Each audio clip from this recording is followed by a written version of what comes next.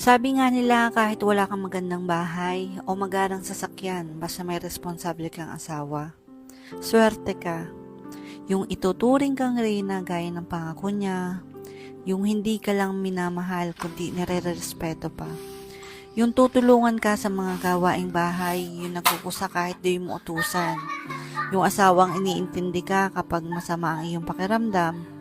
Yung di ka sinasabayan kapag may topak ka. Yung mister na di ka pagsasaitaan ng masasakit na salita kahit galit pa siya. Yung never kang pagbubuhatan ng kamay kahit anong mangyari.